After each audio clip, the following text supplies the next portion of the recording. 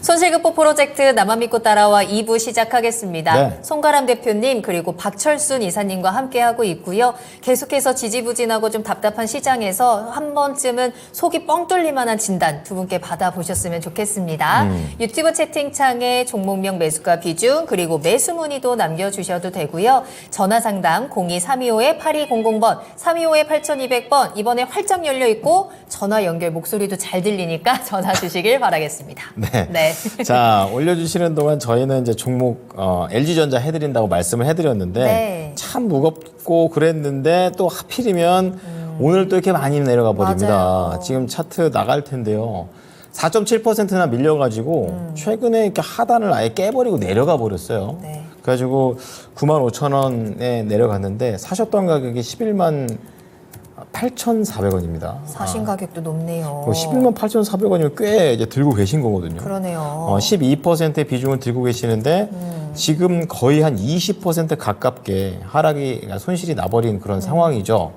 자, 너무 빠져서 걱정입니다. 네. 추가 매수 하기에도 겁나고 어떻게 대응을 해야 할까요? 이렇게 말씀을 해 주셨습니다. 아, 또 녹향님뿐만 아니라 앞서서 신명숙님도 있죠. 호두빵님께서도 LG전자 남편분이 비중 100%로 지금 고점에 들어가셔서 꽉 물려 있다고 하시는데 LG전자 때문에 지금 고생하시는 투자자분들이 꽤 많은 것 같습니다. 그렇습니다. 이분을 동시에 다 한번 확인을 해 보도록 하겠습니다. 탈출구 찾아보시죠. 자, 우선 송가람 대표부터 투자 의견은 어떻게 가져가십니까?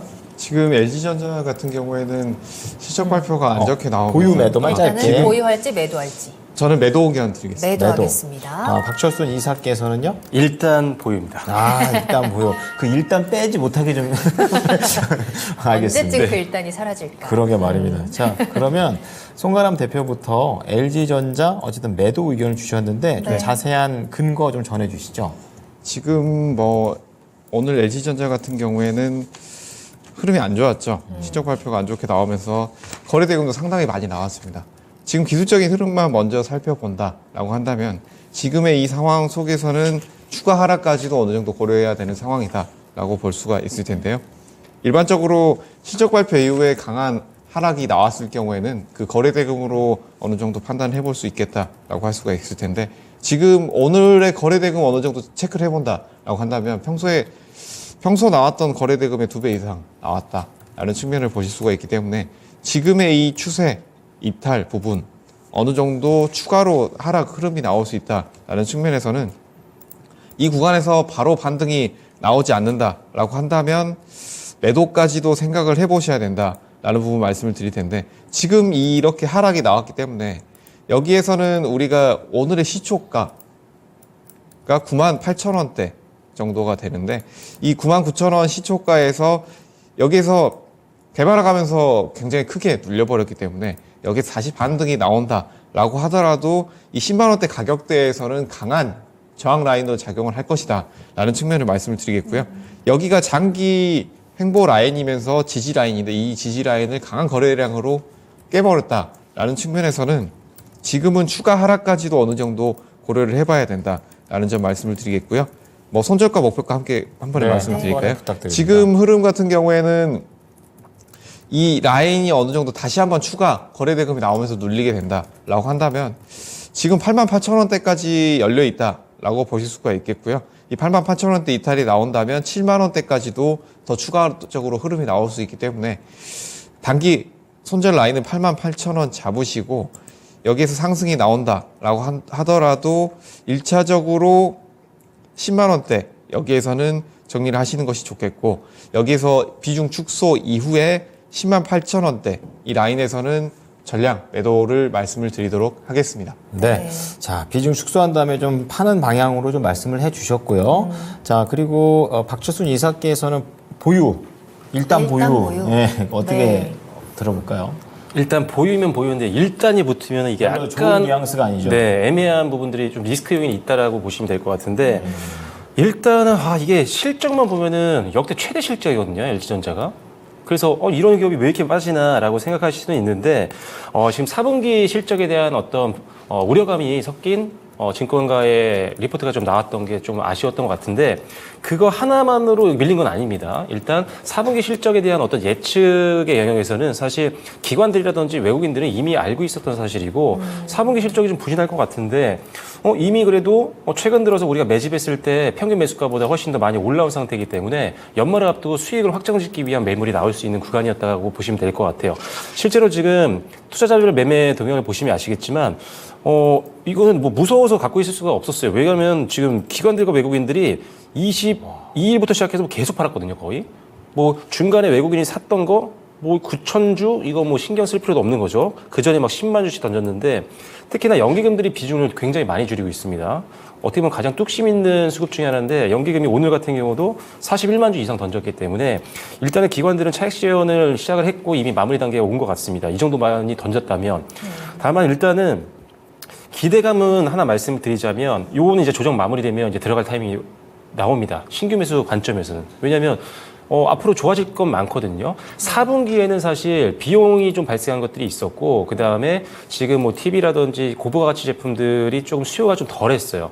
4분기 때. 그래서 요것 때문에 실적이 좀 부진할 것이다라는 전망이 나왔던 건데, 조금 더 넓게 보면 내년 상반기 때는 이 회사의 어떤 고부가 가치 IT 제품들의 강력한 반등이 좀 나올 걸로 예상을 하고 있는 게 전반적인 시장의 추정입니다. 그렇기 때문에 그걸 감안한다면 이제 단기적으로 가격을 많이 뽑아내렸기 때문에 가격적인 메리트까지 부각되고 내년 상반기에 강한 제품 수요 증가가 예상되는 종목이기 때문에 충분히 매수세는 들어올 것이고 그리고 신규 진입자 입장에서는 매수 가능한 타이밍이 올 것이다라는 점은 일단 중장기적인 관점에서는 긍정적이다.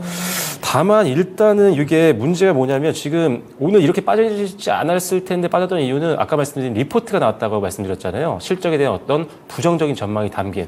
최근에 시장이 지금 12월 들어서 만만치 않습니다. 지금 거의 뭐 빠지고 있는 장에 가깝고 코스피는 더 빠지고 있고 코스닥 같은 경우는 약간 변동성 있는 횡보 흐름 나오고 있기 때문에 테마주를 그리고 쏠림이 굉장히 심하죠. 그래서 테마에 엮이지 못한 종목들은 정말 작은 리스크 요인에 굉장히 민감하게 반응하면서 급락이 나오는 경우가 많습니다. 그래서 그럴 때는 빨리 나오시는 게 좋죠. 리포트가 좀 부정적으로 나오면 일단 비중이라도 좀 줄여볼까? 이런 것들을 항상 염두에 두시면 좋을 것 같아요.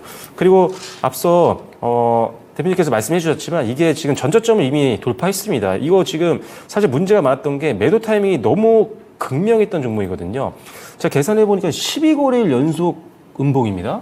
그래서 지금 이동평균선 다 깨고 매물대 다 돌파하고 지금 매도할 수 있는 기술적인 영역들이 다 있었는데 계속 아무래도 손실 종목이기 때문에 이걸 팔지 못했던 건 마음적으로는 이해하지만 일단은 전략적으로는 대응이 좀 미흡했다는 거는 우리가 인지를 하고 다음부터는 이런 실수를 덜 해야겠다라는 생각을 좀 가지시면 좋을 것 같아요.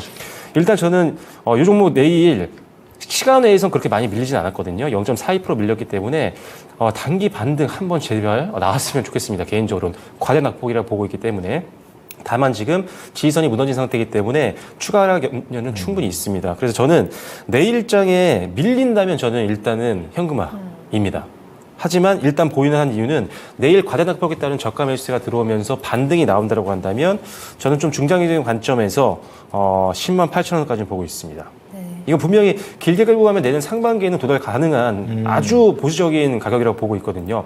전저점까지 못 갈 이유가 없습니다. 실적이 나오는 회사인데. 그리고 4분기 실적 안 좋고 상반기 때 좋을 거라고 하면 4분기 때 실적이 안 좋았던 기저효과가 있기 때문에 상반기 때 더 각광을 받을 수가 있거든요. 그래서 그런 것들 감안하면 전고점은 가기 굉장히 수월한 가격권이라고 보고 있고 그 이상도 앞으로 보셔도 될 것 같습니다. 하지만 내일 빠지면 일단 매도고요. 하지만 반등이 나온다면 1차적으로는 10만 8천 원이 목표가, 그 다음에 손절 라인은 그래도 밀렸다 올라갈 수도 있잖아요. 그래서 마지노선은 9만 3천 원으로 제시를 해드리도록 하겠습니다. 그래도 이사님 그러면 네. 신규 매수는 가능하다고 하셨으니까 지금 말고요.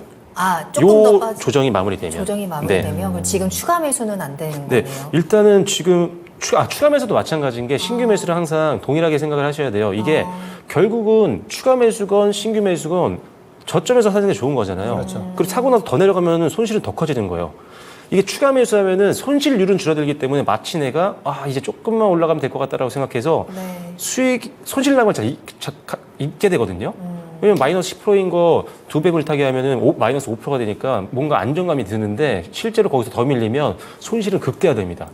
그렇기 때문에 항상 반등 나오는 거 눈으로 보고 들어가도 절대 늦지 않습니다. 최바닥에서 잡는 거는 쉽지 않아요. 누구나 할 수 있는 게 아닙니다. 기관도 못합니다, 이거는. 그렇기 때문에 항상 눈으로 여러분들이 양봉 좀 나오고 그리고 추세 전환이 확실히 나오면서 내가 보고 봤을 때 외국인이나 기관들과 같은 대량 자금을 매매하는 주요 수급들의 어떤 매수 전환까지 나오면 그때야 아주 안정적으로 들어가기 좋은 매수 타이밍이 되겠죠. 그래서 지금 던지고 있는 외국인들과 기관들 순매수 들어오면서 실제 차트도 돌아설 때가 추가 매수 또는 신규 매수 타이밍이라고 보시면 될 것 같습니다. 네, 자 우리 녹향님의 LG전자 비교적 조금은 좀 보수적인 관점들이 많이 나왔습니다. 두 분의 의견을 정리해 드리겠습니다.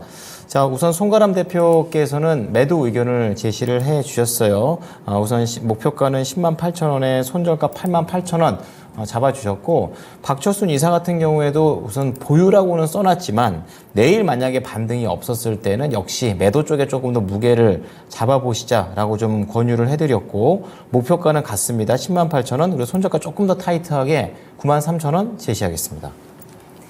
네, 자 그럼 2부의 스피드 종목 진단으로 달려가 보도록 하겠습니다. 네. 궁금하신 종목명, 매수가, 비중 남겨주시면 되고요. 그리고 매수하고 싶으신 종목들도 반드시 미리 체크하시면 좋을 것 같아요. 자 그리고 전화상담 02-325-8200번입니다. 325-8200번으로 문의 전화 주시기 바랍니다. 자, 빠르게 한번 들어가 보겠습니다. 자, 네. 첫 번째 종목은 황금손님께서 심택을 사셨는데, 심택을 37,500원에 사셨습니다. 그런데 최근에 심택이 한번 크게 장대 양봉을 보여주면서 쫙 한번 치고 올라가면서 4만 원 근처까지 갔었고, 그 이후에 상승세가 좀 많이 다 내려놔진 그런 상태입니다. 굉장히 단기간에 급등과 급반전을 하고 있는 그런 모습인데요. 네. 황금손님께서는 DDR5 관련으로 좀 유망하다 이렇게 좀 생각을 해서 매수를 했는데 이거 계속 밀려버리네요. 어떻게 할까요? 이렇게 말씀하셨습니다. 수급 상황으로도 외국인 기관이 최근에는 계속 팔고 있는 심택인데요. 어떤 대응이 필요할지 알아보겠습니다. 대표님, 심택은 이제 하락으로 방향을 잡은 건지 어떻게 전망하십니까? 심택 같은 경우에는 장기로도 봐도 좋은 회사다라고 보여지는데요. 지금 추세 같은 경우에는 단기로 많이 눌렸지만 아직 중기나 장기적으로 봤을 때는 크게 밀리지 않은 흐름이다라고 보여집니다. 이 PCB 업체들 체크를 해보기 앞서서 이 심택 부분을 체크를 해보자면 애플 그리고 LG전자 이쪽 스마트폰의 PCB 부분에 있어서 SMT 업체라고 할 수가 있는데요. 이 업체 같은 경우에는 이런 PCB 회로의 수요가 늘어날수록 매출이 잘 나올 수밖에 없는 부분이 있겠죠. DDR5 부분에 있어서 얘기를 해주셨는데 이 부분도 굉장히 큰 강점 중에 하나다라고 볼 수가 있겠죠. DDR5 같은 경우에는 이 DDR5 같은 경우 이 부분에 있어서 전환될 것이다. 지금 하반기 그리고 상반기까지 대량의 전환이 이루어지면서 이런 메모리용 패키지 기판 공급 쪽에 늘어나지 않겠느냐라는 부분이 매우 많이 나오고 있습니다. 그에 따라서 수요가 증가된다라고 한다면 이쪽 부분의 심택을 포함해서 관련된 PCB 기판 업체들이 좋은 흐름이 나올 수 있겠다라는 점을 말씀을 드리겠고요. 이 반도체 업체들 말씀을 드릴 때 제가 첫 번째로 항상 강조를 드리는 것이 대형 반도체주들의 수급과 방향성 이것들을 체크한 이후에 이런 소부장제주들 PCB 기판주들의 흐름까지 함께 보시면 좋겠다라고 말씀을 드렸는데 이 PCB 업체들 전체적인 흐름을 보게 된다면 최근에 강한 상승 흐름이 나온 다음에 어느 정도 지금은 쉬어가고 있는 흐름이지만 거래대금이 크게 나오지 않으면서 지지되고 있는 흐름이 이어지고 있다라고 말씀을 드리겠습니다. 그래서 이 PCB 같은 경우에는 최근 이 DDR5 이슈 외에도 이 CPU 세대가 변경되는 부분의 이슈도 함께 보실 수가 있겠는데요. 데이터 사용량이 굉장히 늘어나고 있죠. 5 통신 그리고 그 외 AI, 자율주행까지 이런 데이터 통신 부분에 있어서 데이터량이 굉장히 늘어나는 부분에 있어서 PCB 산업은 더욱더 성장할 수밖에 없다라는 측면을 보실 수가 있겠는데요. 반도체가 성장한다라는 부분과 함께 이 PCB 부분도 함께 성장을 할 것이다. 라는 부분 이 두 가지를 체크를 해보신다라고 한다면 AI 그리고 온디바이스 AI까지 부각이 되는 부분 여기에 AP, MPC 이런 부분의 성장까지 고려를 해보신다라고 한다면 PCB는 어느 정도 우리가 중장기로도 볼 수 있는 섹터가 아닌가라는 점 함께 말씀을 드리겠습니다. 기술적인 흐름을 살펴볼 텐데요. 제가 말씀드렸던 것처럼 장기적인 흐름을 보면 3월에 고점 어느 정도 터치를 한 이후에 큰 거래 대금 없이 눌렸지만 다시 지지되는 흐름이 나오고 있다라는 점을 말씀을 드렸습니다. 단기 흐름을 보게 되더라도 지금은 큰 추세 이탈은 안 나왔죠. 그리고 거래 대금 자체도 많이 나온 흐름이 안 나왔기 때문에 지금은 단기 이탈은 나왔지만 여기서 바닥권에서 어느 정도 거래 대금 눌리면서 다시 상승 추세 전환의 흐름으로 보이는 상황입니다. 지금 매수한 가격대에서는 어느 정도 눌렸지만 지금 보유하고 계신 가격대에서는 이 34,000원대 단기 지지 라인 이탈이 나오지 않는다라고 한다면 충분히 가져가 보실 만한 구간이다라고 보여지고요. 그래서 손절가는 34,000원, 그리고 1차 목표가는 4만 원, 그리고 중장기적으로 보신다라고 한다면 47,000원까지도 보실 수 있겠다라는 점 말씀드리겠습니다. 네, 자, 황금손님의 첫 번째 종목이었죠. 심택입니다. 이 회사 괜찮네요. 중장기로 봐도 괜찮다고 얘기를 해주면서 목표가는 4만 원, 그리고 2차 47,000원 잡아주셨고, 그리고 34,000원이 손절가니까 이거 이탈하시는지 잘 체크하셔가지고 대응하셨으면 좋겠습니다. 네, 다음 종목은요. 다람쥐님의 종목입니다. 한농화성 가지고 계세요. 최근에 굉장히 큰 장대 양봉을 그려내고 있는 종목이고 오늘도 8% 넘게 뛰어 올랐습니다. 15,680원에 오늘 거래를 마쳤는데 시청자님 매수하신 가격이 이 근처군요. 15,550원에 10% 가지고 계십니다. 이 종목도 전고체 배터리로 지금 크게 주목을 받고 있는 것 같아요. 크게 반등이 나오고 있는 구간인데 단기와 중기 대응 전략이 궁금합니다. 라고 하시더라고요. 박철순 이사님, 한농화성 계속해서 이 상승세 이어갈까요? 일단은 뭐 단기적인 관점에서 예측은 좀 어려울 것 같아요. 왜 그러냐면은 이제 수급으로 가는 종목이다 보니까 지금 이 회사가 뭐 화학 제품을 만들고 있는 회사 중에 하나인데 항상 전고체 관련해서 이슈가 되면 그때 많이 올랐었거든요. 그런데 올해 상반기 같은 경우는 사실 조금 긴 시간 동안 올랐었죠. 이때 왜 그러냐면 2차전지가 워낙 잘 갈 때였기 때문에 관련주를 엮이면서 이 2차전지 광풍에 올라탄 거죠. 그러다 보니까 많이 갔고, 하지만 보통은 한농화성이 튀면은 조금 단기에 끝나고 어느 정도 다시 매물 나오면서 소화하는 과정 속에서 가격이 다시 한번 내려오는 경우가 많습니다. 지금 이 회사가 이제 일단은 이날이죠. 11월 30일 날 올랐던 게 이제 전고체 관련해서 이제 기술 예비 타당성 조사 통과 소식이 나오면서 이런 것들에 대한 기대감이 나오면서 뭐 한농화성이라든지 기타 관련된 전고체 관련된 기업들이 올랐던 거고, 다행히 연이어서 올라왔었다가 또 오늘 같은 경우도 좀 올랐었죠. 오늘 같은 경우도 이제 기대감이 있었던 게 삼성 SDI가 적극적으로 이제 꿈의 배터리 이 전고체 사업에 적극적으로 투자하고 있는 대표 대기업 중에 하나인데 속도를 우린 더 내겠다 뭐 이런 이야기가 계속 시장에서 흘러나왔습니다. 그래서 오늘 관련주들이 역시나 다시 한번 힘을 받았었고 이때 이제 흐름들 수급들을 보면 과연 어떻게 움직였냐. 지금 외국인들 같은 경우는 이미 급등 나온 이후에 바로 던졌습니다. 11월 30일 날 급등 나올 때 바로 그냥 급등 나오자마자 차익 매물을 던졌던 거고요. 기관들 같은 경우는 오히려 타고 올라갔습니다. 그래서 특히나 이제 보시면 뭐 나머지 기관들 뭐 연기금이 뭐 테마주에 올라타겠습니까? 그건 아닐 거 아니에요. 그래서 단기적인 관점의 투자가 좀 성향이 강한 금융투자 쪽만 일단 30일 날 올라탔습니다. 하지만 30일 날 올라타고 바로 다음날 수익을 좀 보고 나왔습니다. 그리고 이따가 어제부터 2거래일 정도 순매수가 좀 들어오고 있는데 일단은 그래서 제가 봤을 때는 조금 상승 나올 수 있을 것 같긴 해요.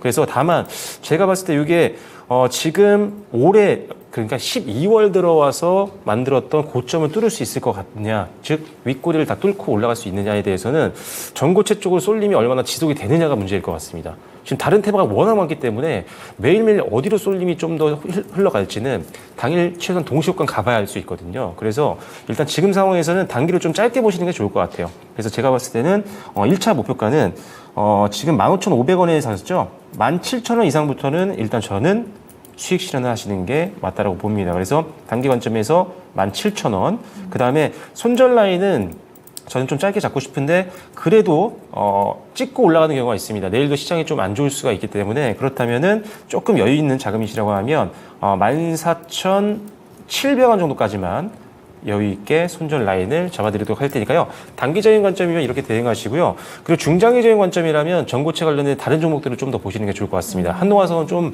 아직은 실적으로 턴어라운드가 나오는 종목들은 아니기 때문에 일단 테마가 나왔을 때 가볍게 올라탔다가 목표가 달성하면 바로 내려오시거나 또는 아주 바닥권에 있을 때 시세 노리면서 잡아놓는 전략. 그래서 실적이 나오는 종목으로 일단 비중을 만약 전고체 관련해서 중장기 투자하고 싶다면 실적 나오는 쪽으로 가시는 게 좋을 것 같습니다. 네. 사실 전고체 쪽이 실적이 나오는 기업이 없다고 봐도 되는데 기존 사업이 그래도 실적이 좀 나오는 기업을 위주로 넣으시면 아무래도 시장 변동성이 좀 강할 수가 있으니까요. 기존에 캐시카우가 좀 있는데 전고체 사업을 잘하고 있는 기업. 그런 종목이 중장기로 넣기 좋다는 점을 다시 한번 말씀드리겠습니다. 네, 전고체 배터리 관련주 투자할 때 또 유의할 점까지 꼼꼼하게 알려주셨습니다. 네. 한농화성에 대해서는 단기적으로 17,000원 목표가고요. 14,700원 손절가도 반드시 지켜야 손실이 커지는 것을 막을 수 있을 것 같네요. 네.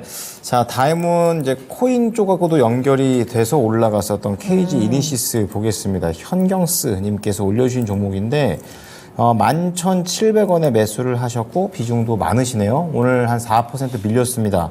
공교롭게도 비트코인이 지금 현재 1.7% 하락하면서 43,314달러. 그러니까 44,000원 찍고 어제 최고점 찍고 오늘 살짝 좀 내려오는 그런 모습도 나오고 있습니다. 좀 같이 좀 연동이 되는 것 같다라는 생각이 좀 드는데, 자, 어떻게 좀 대처를 해야 될지 최근에 이 급하게 올라가는 이 부분을 어떻게 해결할지 알아보도록 하겠습니다. 대표님, KG 이니시스는 어떻게 할까요?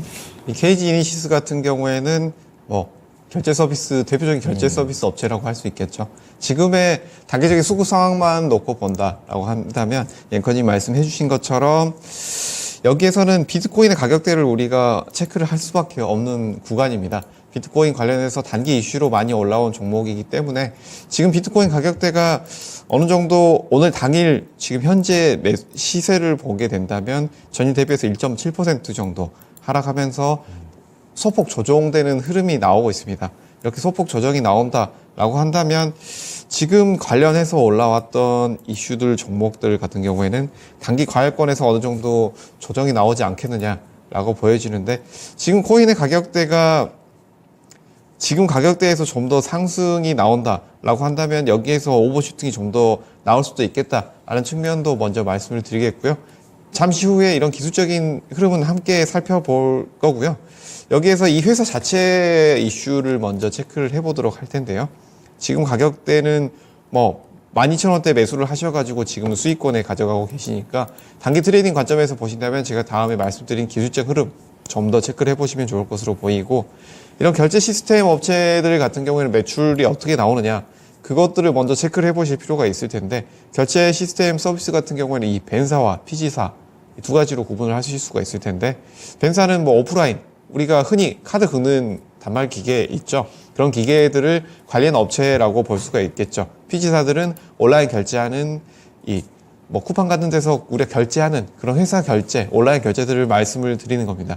지금 최근 우리가 대부분 온라인 결제를 많이들 하고 있죠. 바쁜 직장인들 같은 경우에는 이 오프라인 결제를 많이 못하는 경향이 있기 때문에 온라인에서 하는 이 O2O가 진출이 가속화가 되고 있다라는 측면에서는 이 결제 서비스 업체가 장기적으로도 좋은 흐름이 나올 수 있겠다라는 측면 함께 말씀을 드리겠고요. 이 KG 이니시스 같은 경우에는 또 한 가지 이슈가 있죠. 바로 애플페이 출시 부분도 함께 체크를 해보셔야 될 텐데요. 23년 3월에 NFC 기반의 간편결제 서비스가 애플페이 출시로 부각이 됐었죠. 이런 부각 측면에 있어서 애플 스토어가 추가로 나오고 또 이런 결제 서비스가 더 확대가 된다라고 한다면 이 부분에 있어서도 결제 서비스 업체 전반적으로 다시 한번 좋은 흐름이 나올 수 있기 때문에 여기에서 이런 PC사들의 흐름, 그리고 O2O 산업에서의 증가, 이 부분을 본다고 한다면 장기적으로도 우리가 좀 더 체크를 해봐야 될 회사가 아닌가라는 점 말씀을 드리겠습니다. 기술적인 흐름 살펴볼 텐데요. 단기적으로 많이 나왔죠. 상승 흐름 많이 나왔는데 어느 정도 지지된 흐름 이후에 상승, 그리고 오늘 어느 정도 장대 음봉이 나오긴 했는데 거래 대금이 그렇게 크지 않습니다. 그리고 코인 가격대가 1.7%, 2% 이상 떨어지지 않는 지금 어느 정도 지지되고 있는 흐름이기 때문에 여기서 크게 밀리지 않는다라고 한다면 지금 구간대에서는 거래대금 줄이면서 지지 나온다라고 한다면 추가 상승 흐름 오버슈팅까지도 볼 수 있는 상황이다라고 보여집니다. 지금에서 대응 방법을 말씀드리자면 단기 트레이딩 관점으로 어느 정도 보실 수밖에 없는 상황이다라고 말씀을 드릴 텐데 단기에 크게 급등락이 나오고 있는 종목이기 때문에 일단 손절가 지지라인 12,000원 손절가로 잡으시고 그리고 현재 오늘 고점 라인에 14,000원 1차 목표가로 설정해 드리도록 하겠고요. 2차 목표가는 추가 이슈가 나왔을 때 16,000원까지 제시해 드리도록 하겠습니다. 네, 자 KG 이니시스 앞서 뭐 비트코인에 대한 그런 것도 있었지만 뭐 애플페이와 같은 추가적인 상승 모멘텀들이 좀 있다 좀 얘기를 해주셨고요. 네. 우선 매매 관점에서 목표가 14,000원, 2차 16,000원, 손절가 12,000원 제시해드리겠습니다. 네, 내일은 태양님께서 신규 매수 종목도 가능한가요? 라고 하셨는데 당연히 되죠. 당연히 되죠. 오늘 네. 매수하신 종목도 괜찮고요. 몇 년 동안 묵혀놨던 종목들 꺼내 오셔도 좋고 내일 매수하고 싶으신 종목들도 좋으니까 좋아요. 어떤 종목이든지 올려주시면 되겠습니다. 자, 이번에 만나볼 종목은요. 이 종목 역시 많은 개인 투자자들이 참 좋아하는 종목이면서 참 많이 힘들어하는 종목인 것 같아요. 시청자님, 이태리님, 재개발로 집바꾸자님, 송이님 등등 저희 토마토 시청자분들도 참 많이 진단 신청을 남겨주셨는데요. 그 가운데 이태리님의 종목으로 한번 살펴보도록 하겠습니다. 네. 롯데에너지 머티리얼즈 55,734원이 매수가고요. 비중 6% 가지고 계시네요. 단기, 중기 목표가, 손절가, 추매가 그냥 다 궁금하다라고 지금 남겨주신 것 같은데 이 종목도 진짜 왜 이렇게 안 움직일까 참 많이 고생하고 계신 종목 중에 하나일 것 같습니다. 이사님, 롯데에너지 머티리얼즈 수익을 볼 수 있겠습니까? 만들어주세요. 수익 볼 수 있게. 제가 뭐 그거를 어떻게 그 정도로 네. 파급력이 있는 사람이 아니기 때문에 네. 일단은 지금 상황에 대해서 설명 좀 드려볼게요. 네. 일단 이 회사는 당연히 아시다시피 우리나라 최대 동박 회사 중에 하나입니다. 양대산맥이죠. SKC와 이제 상장기업 중에 요 롯데에너지 머티리얼즈가 이제 동박 쪽에서는 양대산맥인데 사실 이 회사가 2차전지 잘 갈 땐 잘 갔어요. 그런데 역시나 2차전지 조금 시장에서 조정받으면서 밀렸는데 이건 좀 더 빨리 밀렸습니다. 이게 왜 그랬냐면은 중국 쪽에서 이제 2차전지 쪽에 들어가는 동박 쪽으로 이 시스템을 전환을 하면서 공급량이 엄청 늘어났거든요. 그러다 보니까 공급 과잉이 돼버린 거예요. 그러면 당연히 어떤 업종이든 공급이 과잉이 되면은 가격적으로 가격이 좀 떨어지기 때문에 수익세에 당연히 충격을 올 수밖에 없는 그런 구조입니다. 그러다 보니까 밀렸던 거고 특히나 이제 이 동박 같은 경우는 많은 제조업들이 마찬가지지만 전력을 많이 사용을 합니다. 근데 우리나라 같은 경우 이제 전력이 좀 비싸잖아요. 아무래도 동남아 이런 데보다는. 그래서 그런 부분들도 아무래도 이 만드는 데 들어있는 비용이 비싸다 보니까 가격을 많이 낮출 수도 없는 거예요. 팔아서 손해날 수는 없으니까. 그러다 보니까 중국과 같이 이런 값싼 우리나라에 비해서는 조금 더 값싼 노동력과 이런 것들을 가지고 있는 나라에서 나오는 물량을 맞추지 못한 거죠. 대응을 하지 못한 겁니다. 하지만 요거에 있어서 대응을 하기 위해서 지금 두 가지 정책을 쓰고 있는 게 뭐냐면 양사 마찬가지입니다. SKC와 롯데에너지 머티리얼즈 모두 다가 동박 가격 경쟁력을 높이기 위해서 일단은 말레이시아라든지 뭐 스페인이라든지 뭐 이렇게 지금 현지 공략을 하고 있습니다. 일단 인건비가 싸고 전력비가 싼 말레이시아를 공략을 하고 있고 뭐 스페인 같은 이런 나라들은 이제 현지 이제 진출하기 위한 어떻게 보면 교두보 역할을 할 수가 있기 때문에 이런 식으로 전략을 쓰고 있는 상태고 그 다음에 이제 가격을 이런 식으로 낮추고 그 다음에 고객사를 좀 다양화시키는 전략을 이런 식으로 하고 있는 거고요.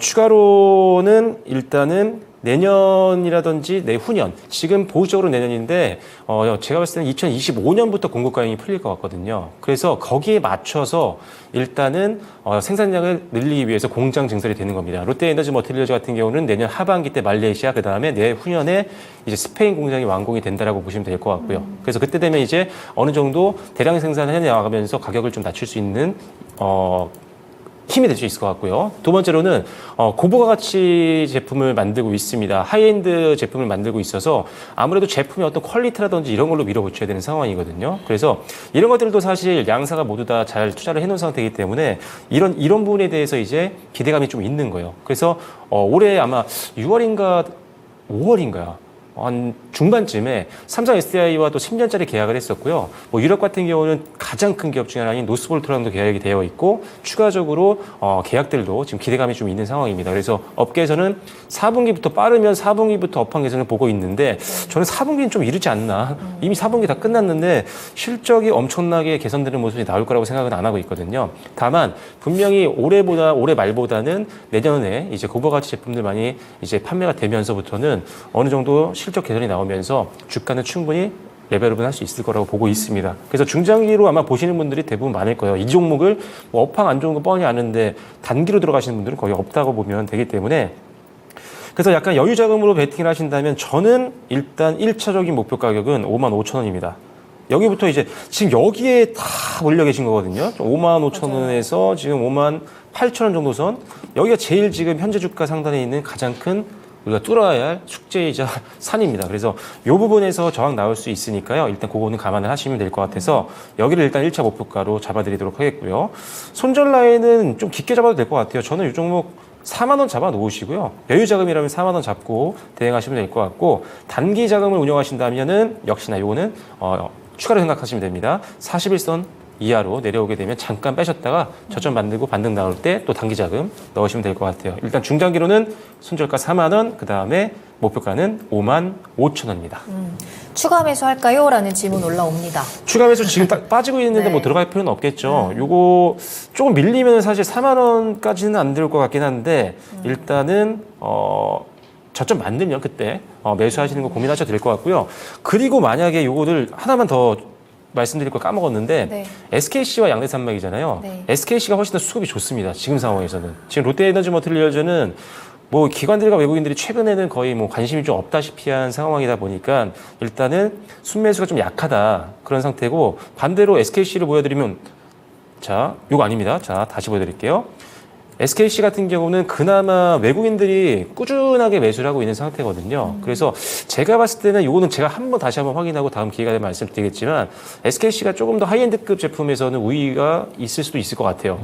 그러다 보니까 외국인들이 좀 더 들어오는 것 같긴 합니다. 그래서 일단 두 종목을 뭐 동시에 나눠서 분산 베팅하는 것도 괜찮은 전략이라고 생각을 하고요. 그러다 두 개를 다 보고 있다가 좀 더 수급적으로 좋은 거로 그리고 탄력이 더 나오는 걸로 비중을 이동하는 것도 상당히 좋은 전략입니다. 분산 투자가 될 수 있기 때문에 그래서 SKC도 함께 묶어서 보시면 조금 더 안전한 투자가 될 수 있을 것 같습니다. 네, 롯데 에너지 머티리얼즈 가지고 계시는 우리 시청자분들 더욱더 시간과 인내심이 조금은 필요할 것 같네요. 4만 원 손절가 전해드렸고요. 1차 목표가 중장기로 55,000원 잡아드렸습니다. 어제 고용지표가 예상 하회하면서 나쁜 소식을 좀 그대로 좀 받는 모습이었는데 네. 또 방금 전에 신규 실업수당 청구 건수가 밑에 하단에 이렇게 나가고 있는데요. 신규 건수는 그러니까 이전보다 그러니까 전에 발표했던 것보다는 살짝 올라갔지만 예상치를 살짝 하회했고 그만큼 실업자 수가 줄어든 거죠. 그리고 연속해서 청구를 했던 사람 역시 지난달보다 줄기는 했지만 이제 예상치보다도 역시 줄어들게 되면서 좀 견조한 흐름, 고용이 계속 견조한 흐름이 나왔다라는 점 좀 말씀을 드리겠습니다. 네. 이게 내려가야 되는데요. 자, 다음 보겠습니다. 우상향님께서 TFE 올려주셨는데요. 42,200원에 매수를 하셨습니다. 지금 많이 내려왔죠. 아주 짧은 시간 내에 굉장히 빠르게 내려왔고요. 오늘도 10% 가깝게 밀려버렸어요. 저때 사셨는데 저렇게 빨리 내려가면 어떻게 대처를 해야 됩니까? 어쨌든 8% 담고 계시는데 12월 1일 하락한 이후에 이걸 좀 돌리는가 해서 종가에 다시 샀는데 4거래일 동안 거의 10,000원 가깝게 쭉쭉 떨어져 버리니까 급하락해버렸다. 제가 모르는 악재라도 있는지. 그러게. 그러니까 추가 매수도 지금 계획 중입니다. 꼭 진단을 부탁드립니다. 그러게요. 찾아도 뭔가 안 나오더라고요. 그러네요. 네, 대표님 이 TFE는 뭐 물론 단기 반등도 나올 수 있을 것 같다는 생각 드는데 어떻게 보십니까? 뭐 지금 후공정 업체들이 전반적으로 지금 안 좋습니다. 그 중에서도 이 종목 자체가 탄력성이 떨어지는 업체들 같은 경우에는 더 크게 떨어지는 경향이 나왔는데요. 지금 이 TFE 같은 경우에는 차세대 반도체 테스터 개발 기대감도 가지고 있고 그리고 그 외에도 뭐 신규 공장 증설 또 한 가지 최근 수급 상황을 본다고 한다면 외국인들 매수세가 굉장히 강했다는 측면까지 볼 수가 있겠습니다. 단기적으로 지금은 눌리고 있는 흐름이지만 거래 대금이 크지 않기 때문에 크게 걱정할 구간은 아니지만 현재 매수하신 가격대에서는 많이 눌렸기 때문에 이 점은 굉장히 크게 고민이 되실 거라고 생각이 됩니다. 그래서 이 기술적인 부분을 살펴보면서는 단기적으로 우리가 어떻게 움직여야 되는지 함께 살펴보겠고요. 지금 ETFE 같은 경우에는 반도체 테스트 핵심 부품을 개발을 하고 있고 뭐 테스트 소켓, 보드, 버닝보드 이런 것들을 개발을 하고 있고 주요 고객사로 삼성전자도 가지고 있기 때문에 앞으로의 성장 모멘텀도 굉장히 좋은 회사다라고 볼 수가 있겠습니다. 지금 이런 후공정 업체들이 테스트 업체들과 패키징 업체들, 후공정에 필요한 소재 업체들이 전반적으로 다 안 좋은 상황이기 때문에 이런 수급 상황들이 좋지 않다라고 한다면 단기적으로는 흐름 체크해 보시면서 전반적인 섹터 흐름이 안 좋았을 때는 매도까지도 고려해야 되는 상황이 아닐까라는 점 말씀을 드리겠습니다. 뭐 앞서서 DDR5에 대한 부분도 나왔는데요. 여기에서 이런 반도체 부분에 있어서 DDR5 전환이라든지 AI를 통한 이런 시스템의 상승 부분 나온다라고 한다면 이것들을 우리가 좀 더 체크를 해보시면서 앞으로 상황이 좋아질 것이다 라는 부분은 분명히 말씀드리겠지만 단기적인 흐름은 좀 더 조심을 해야 되는 구간이 아닌가라는 점 말씀을 드리겠습니다. 기술적인 흐름 살펴볼 텐데요. 장기적으로 보게 된다면 바닥권의 굉장히 낮은 가격대에서 거래대금을 늘리면서 상승이 꾸준히 나왔습니다. 지금 최근은 뭐 많이 눌리긴 했는데 지금은 물량이 크게 나오면서 이탈이 나오지는 않았다라고 보여지고요. 단기 흐름을 살펴볼 텐데 단기로 이런 관련된 후공정 업체라든지 이런 장비주들이 흐름이 전반적으로 안 좋으면서 동반으로 내려가는 흐름이 나왔다라고 보여지고요.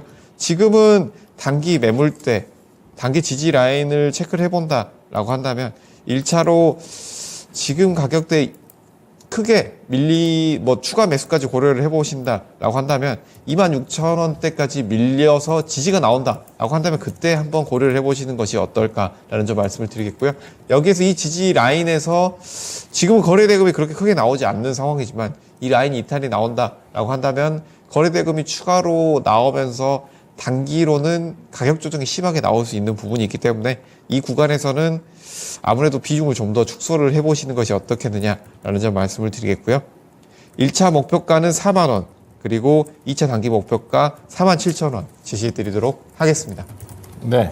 자, 우리 우상향님의 TFE 봐드렸는데요. 우선 지지를 하는지도 좀 체크를 해 보셔야겠어요. 26,000원이고, 1차 목표가는 4만원, 그리고 2차는 47,000원 잡아드렸으니까, 한번 체크하셔가지고 대응하셨으면 좋겠습니다. 네, 종목 한 가지 더 빠르게 보겠습니다. 편하게 살자님의 KH 바텍 살펴볼 건데요. 매수가는 17,500원에 비중 10% 가지고 계세요. 지금 손실을 좀 보고 계시는데 차트를 보니까 그 17,500원 가격대가 좀 지지선이었던 것 같은데 한번 심하게 깨고 좀 큰 폭의 하락을 보여줬습니다.